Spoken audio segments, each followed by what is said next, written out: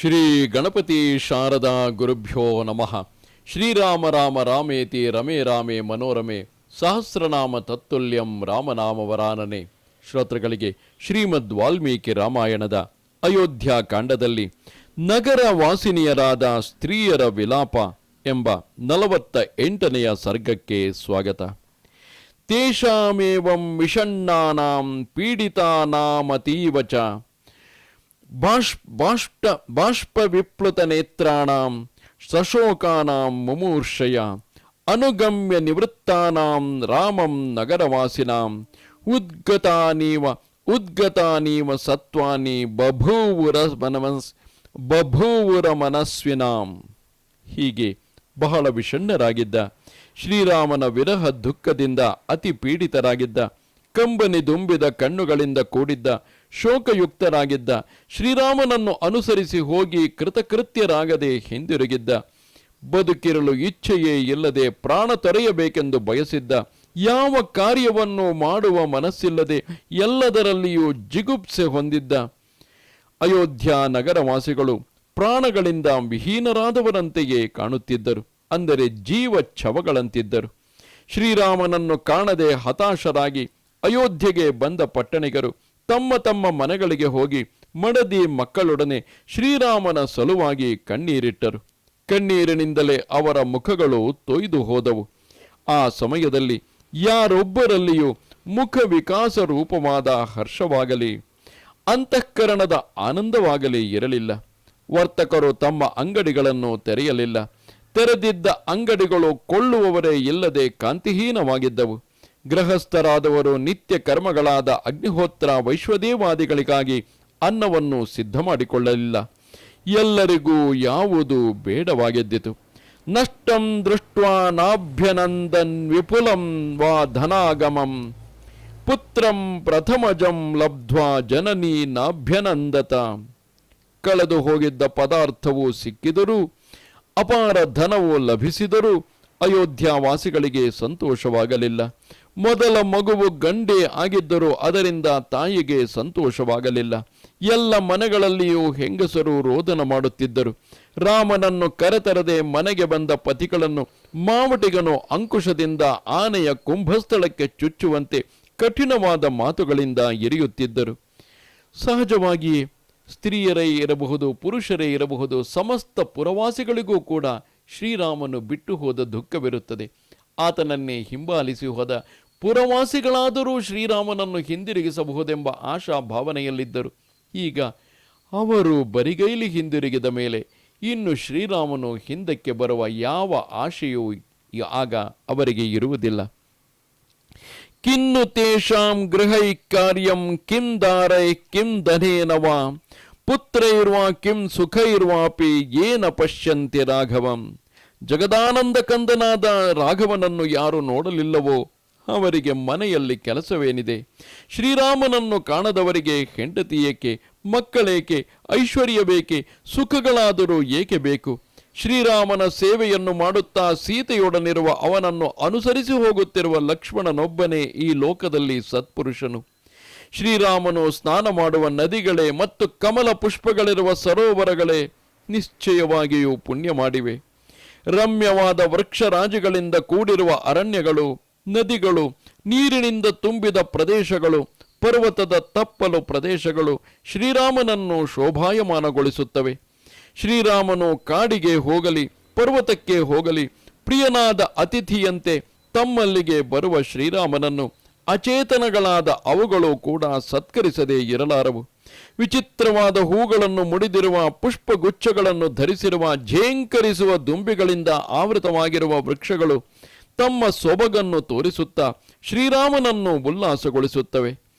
ಪರ್ವತಗಳು ಕೂಡ ತಮ್ಮಲ್ಲಿಗೆ ಆಗಮಿಸುವ ಅತಿಥಿಯಾದ ಶ್ರೀರಾಮನಿಗೆ ಆದರದಿಂದ ಅಕಾಲದಲ್ಲಿಯೂ ಶ್ರೇಷ್ಠವಾದ ಫಲ ಪುಷ್ಪಗಳಿಂದ ತುಂಬಿರುವ ವೃಕ್ಷಗಳನ್ನು ತೋರಿಸುತ್ತಾ ಅವನನ್ನು ಉಲ್ಲಾಸಗೊಳಿಸುತ್ತವೆ.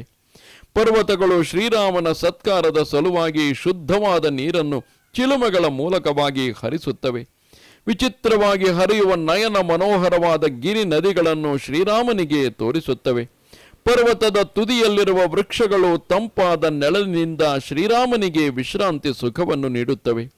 ಯತ್ರ ರಾಮೋ ಭಯಂ ನಾಸ್ತಿ ತತ್ರ ಪರಾಭವಃ. ಶ್ರೀರಾಮನೆಲ್ಲಿರುವನೋ ಅಲ್ಲಿ ಭಯವೂ ಇಲ್ಲ, ಪರಾಜಯವೂ ಇಲ್ಲ. ದಶರಥನ ಮಗನಾದ ಮಹಾಬಾಹುವಾದ ಶ್ರೀರಾಮನು ಮಹಾಶೂರನು. ನಾವೆಲ್ಲರೂ ಈಗಲೇ ವೇಗವಾಗಿ ಹೊರಟು ಅವನು ನಮ್ಮಿಂದ ಇನ್ನೂ ಹೆಚ್ಚಿನ ದೂರಕ್ಕೆ ಹೋಗುವುದರೊಳಗಾಗಿ ಅವನನ್ನು ಸೇರೋಣ. ಪಾದಚ್ಛಾಯಾ ಸುಖ ಭರ್ತುಸ್ತಾದೃಶಸ್ಯ ಮಹಾತ್ಮನಃ ಸಹಿನಾಥೋ ಜನಸ್ಯಾಸ್ಯ ಸಗತಿ ಸಪರಾಯಣಹಂ. ಅಂತಹ ಮಹಾತ್ಮನಾದ ಲೋಕೈಕ ಸ್ವಾಮಿಯಾದ ಶ್ರೀರಾಮನ ಪಾದಗಳ ಸೇವೆಯೇ ನಮಗೆ ಪರಮಗತಿಯು ಮತ್ತು ಪರಮಾಶ್ರಯವು. ಈ ಎಲ್ಲ ಜನರಿಗೂ ಅವನೇ ಒಡೆಯನು. ನಾವು ಸೀತೆಯ ಸೇವೆಯನ್ನು ಮಾಡುತ್ತೇವೆ, ನೀವೆಲ್ಲರೂ ಶ್ರೀರಾಮನ ಸೇವೆಯನ್ನು ಮಾಡಿರಿ. ಹೀಗೆ ಶ್ರೀರಾಮನ ವಿಯೋಗದಿಂದ ಅತಿ ದುಃಖಿತರಾದ ಅಯೋಧ್ಯ ಪಟ್ಟಣದ ಸ್ತ್ರೀಯರು ತಮ್ಮ ಪತಿಗಳಿಗೆ ಹೇಳಿದರು, ಶ್ರೀರಾಮನು ಅರಣ್ಯದಲ್ಲಿ ನಿಮ್ಮ ಯೋಗಕ್ಷೇಮಗಳನ್ನು ನೋಡಿಕೊಳ್ಳುತ್ತಾನೆ. ಸೀತಾದೇವಿಯು ನಮ್ಮ ಯೋಗಕ್ಷೇಮಗಳ ವ್ಯವಸ್ಥೆಯನ್ನು ಮಾಡುತ್ತಾಳೆ. ಸಹಜವೇ ಅಲ್ಲವೇ?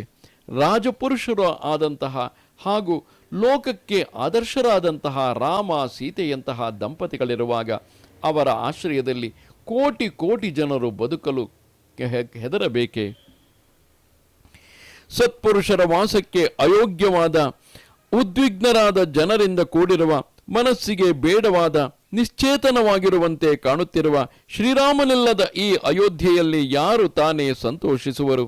ಕೈಕೇಯಿಗೆ ರಾಜ್ಯದ ಒಡೆತನವು ಸಿಕ್ಕುವುದಾದರೆ ಒಡೆಯರೇ ಇಲ್ಲದ ದೇಶದಂತೆ ಈ ರಾಜ್ಯವು ಅಧರ್ಮಯುಕ್ತವಾದ ರಾಜ್ಯವಾಗುತ್ತದೆ.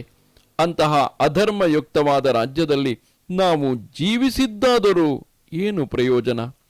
ಇಲ್ಲಿ ನಮ್ಮ ಜೀವನವೇ ವ್ಯರ್ಥವೆಂದ ಮೇಲೆ ಮಕ್ಕಳಿಂದಾಗಲಿ ಐಶ್ವರ್ಯದಿಂದಾಗಲಿ ನಮಗೇನಾಗಬೇಕಾಗಿದೆ?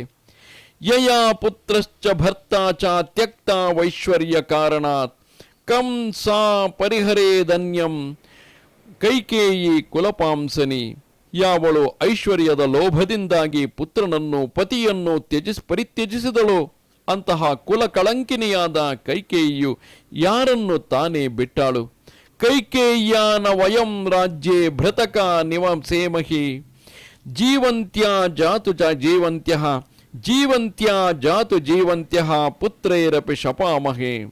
ಕೈಕೇಯಿಯು ಜೀವಿಸಿರುವವರೆಗೂ ಈ ರಾಜ್ಯದಲ್ಲಿ ನಾವು ಅವಳಿಂದ ವೇತನವನ್ನು ಪಡೆದು ಕೂಲಿಯಾಳುಗಳಂತೆ ಜೀವನ ನಡೆಸಲು ಇಚ್ಛಿಸುವುದಿಲ್ಲ.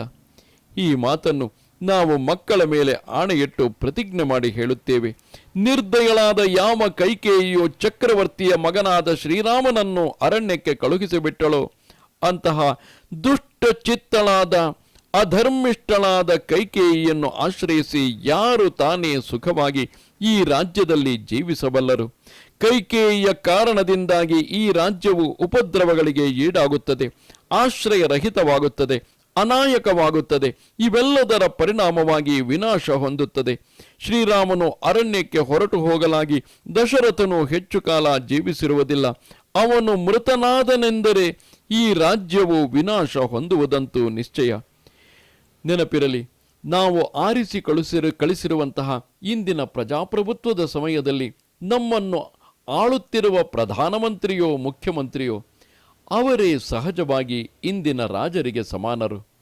ಆದರೆ ಆ ರಾಜರು ಪ್ರಜೆಗಳ ವಿಷಯದಲ್ಲಿ, ಮಕ್ಕಳ ವಿಷಯದಲ್ಲಿ ಹೊಂದಿರುವಂತಹ ಮಮತೆ ಹೊಂದಿರದಿದ್ದರೆ, ಮಕ್ಕಳಿಗೆ ನೀಡುವಂತಹ ಗೌರವವನ್ನು ನೀಡದೆ ಪ್ರಜೆಗಳನ್ನು ಶೋಷಿಸುವುದಕ್ಕೆ ಇಳಿದರೆ ಆಗ ಪ್ರಜೆಗಳು ಕೂಲಿಯಾಳುಗಳಂತೆಯೇ ಭಾವಿಸುವುದಿಲ್ಲವೇ?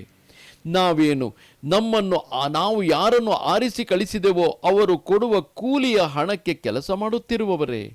ನಮಗೊಂದು ಸ್ವಾಭಿಮಾನವಿಲ್ಲವೇ? ನಮ್ಮನ್ನು ಬೇಕಾದಂತೆ ನಡೆಸಿಕೊಂಡು ತಮ್ಮ ಬೇಳೆ ಬೇಯಿಸಿಕೊಳ್ಳುತ್ತಾ, ತಾವು ಶ್ರೀಮಂತರಾಗುತ್ತಾ, ತಾವು ಹಣವನ್ನು ಸೂರೆ ಮಾಡುತ್ತಾ ರಾಷ್ಟ್ರವನ್ನು ಸೂರೆ ಮಾಡುವಂತಹವರು ನಾವು ನಮ್ಮ ರಾಜರು ಎಂದು ನಾವು ಪರಿಗಣಿಸಲು ಎಂದಿಗಾದರೂ ಸಾಧ್ಯವೇ? ಯಾರು ಪ್ರಜೆಗಳಿಗೆ ಗೌರವವನ್ನು ಕೊಟ್ಟು ಸಂಪೂರ್ಣವಾಗಿ ದೇಶಕ್ಕಾಗಿ ತನ್ನ ತನು ಮನ ಧನವನ್ನೇ ಧಾರೆ ಎರೆದು ತನ್ನ ಸ್ವಾರ್ಥಕ್ಕಾಗಿ ಏನನ್ನೂ ಇಟ್ಟುಕೊಳ್ಳದೆ ಸಂಪೂರ್ಣವಾಗಿ ಸನ್ಯಾಸಿಯಂತೆ ರಾಜ ಋಷಿಯಂತೆ ಬದುಕುತ್ತಿರುವ ವ್ಯಕ್ತಿ ನಿಜವಾದ ರಾಜನಲ್ಲವೇ? ಶ್ರೀರಾಮನನ್ನು ಅನುಸರಿಸಿ ಹೋಗಲಾಗದೆ ಹಿಂದಕ್ಕೆ ಬಂದಿರುವ ಪುಣ್ಯಹೀನರಾದ ದುರ್ಗತಿಯನ್ನು ಹೊಂದಿರುವ ನೀವು ನಮ್ಮೊಡನೆ ರಾಘವನ ಬಳಿಗೆ ಹೋಗಲು ಪುನಃ ಪ್ರಯತ್ನಿಸಿರಿ, ಅಥವಾ ಈ ದುಷ್ಟಚಾರಿಣಿಯಾದ ಕೈಕೇಯಿಯ ಹೆಸರು ಕೇಳದಿರುವ ರಾಜ್ಯಕ್ಕಾದರೂ ಹೊರಟು ಹೋಗಿರಿ. ಎರಡೂ ಸಾಧ್ಯವಿಲ್ಲ ಎನ್ನುವುದಾದರೆ ವಿಷವನ್ನಾದರೂ ಕುಡಿದು ಪ್ರಾಣ ತೊರೆಯಿರಿ. ಪಾಪಿಷ್ಠೆಯ ರಾಜ್ಯದಲ್ಲಿ ಮಾತ್ರ ಇರುವುದು ಬೇಡ. ವರಪ್ರಧಾನವೆಂಬ ಸುಳ್ಳು ಕಥೆಯನ್ನು ಹೆಣೆದು ಸೀತಾ ಲಕ್ಷ್ಮಣರೊಡನೆ ಶ್ರೀರಾಮನನ್ನು ಅರಣ್ಯಕ್ಕೆ ಅಟ್ಟಿಯಾಯಿತು. ಈಗ ಕಟುಕನಿಗೆ ಪಶುಗಳನ್ನು ಒಪ್ಪಿಸುವಂತೆ ನಮ್ಮನ್ನು ಭರತನಿಗೆ ಒಪ್ಪಿಸಿಕೊಡಲಾಗಿದೆ. ಶ್ರೀರಾಮನು ಪೂರ್ಣ ಚಂದ್ರನಂತೆ ಮುಖವುಳ್ಳವನು, ಶ್ಯಾಮಲ ವರ್ಣದವನು, ಗುಪ್ತವಾಗಿರುವ ಹೆಗಲುಗಳ ಸಂಧಿಪ್ರದೇಶವುಳ್ಳವನು, ಶತ್ರುಗಳನ್ನು ದಮನ ಮಾಡುವವನು, ನೀಳವಾದ ತೋಳುಗಳುಳ್ಳವನು, ಕಮಲಾಕ್ಷನು, ಲಕ್ಷ್ಮಣನಿಗಿಂತಲೂ ಮೊದಲು ಹುಟ್ಟಿದವನು. ಬೇರೆಯವರು ತನ್ನನ್ನು ಮೊದಲು ಮಾತನಾಡಿಸಬೇಕೆಂಬ ಬಿಗುಮಾನವಿಲ್ಲ. ಎಲ್ಲರೊಡನೆಯೂ ತಾನೇ ಮೊದಲು ಮಾತನಾಡುವವನು, ಜೇನುತುಪ್ಪದಂತೆ ಮಧುರವಾದ ಮಾತುಗಳನ್ನಾಡುವವನು, ಸತ್ಯವಾದಿಯು, ಮಹಾಬಲಿಷ್ಠನು, ಆದರೂ ಸೌಮ್ಯ ಸ್ವಭಾವದವನು. ಲೋಕಕ್ಕೆ ಚಂದ್ರನ ದರ್ಶನವು ಹೇಗೆ ಪ್ರಿಯವೋ ಹಾಗೆಯೇ ಶ್ರೀರಾಮನ ದರ್ಶನವು ಪ್ರಜೆಗಳಿಗೆ ಬಹಳ ಪ್ರಿಯವಾಗಿದ್ದಿತು. ಪುರುಷ ಸಿಂಹನಾದ ಶ್ರೀರಾಮನು ನಿಶ್ಚಯವಾಗಿಯೂ ಮದಿಸಿದ ಆನೆಯಂತೆ ಬಲವುಳ್ಳವನು. ಅಂತಹ ಮಹಾರಥನಾದ ಶ್ರೀರಾಮನು ಈಗ ಅರಣ್ಯದ ಸುತ್ತಲೂ ಸಂಚರಿಸುತ್ತಾ ಅದನ್ನು ಶೋಭಾಯಮಾನವನ್ನಾಗಿ ಮಾಡುತ್ತಾನೆ.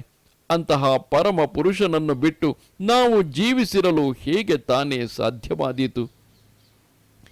ಹೀಗೆ ಅಯೋಧ್ಯ ಪಟ್ಟಣದ ಸ್ತ್ರೀಯರು ಶ್ರೀರಾಮನ ಗುಣಗಾನ ಮಾಡುತ್ತಾ ಗೋಳಾಡುತ್ತಿದ್ದರು.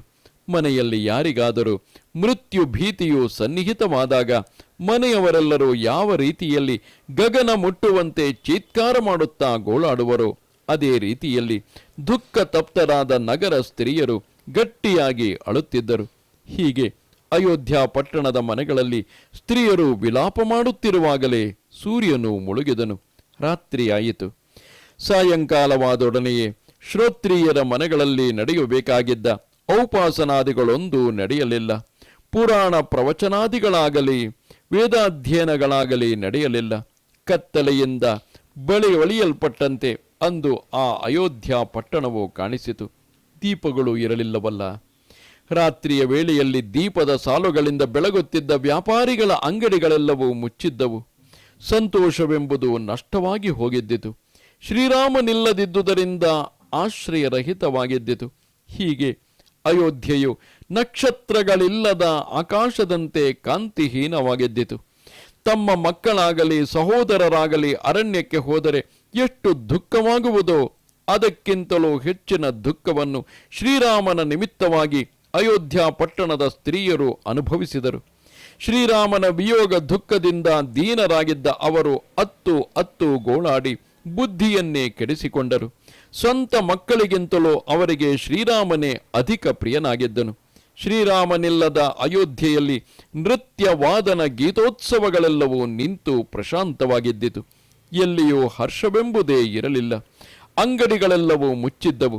ಆ ಸಮಯದಲ್ಲಿ ಅಯೋಧ್ಯೆಯು ಬತ್ತಿ ಹೋದ ನೀರುಳ್ಳ ಸಮುದ್ರದಂತೆಯೇ ಕಾಣುತ್ತಿದ್ದಿತು. ಇದು ಶ್ರೀಮದ್ ವಾಲ್ಮೀಕಿ ರಾಮಾಯಣದ ಅಯೋಧ್ಯ ಕಾಂಡದಲ್ಲಿ 48ನೆಯ ಸರ್ಗವು. ನಮಸ್ತೆ ಶಾರದೆ ದೇವಿ ಕಾಶ್ಮೀರ ಪುರವಾಸಿನಿ ತ್ವಾಮಹಂ ಪ್ರಾರ್ಥಯೇ ನಿತ್ಯಂ ವಿದ್ಯಾದಾನಂಚ ದೇಹಿಮೆ. ನಮಸ್ಕಾರ.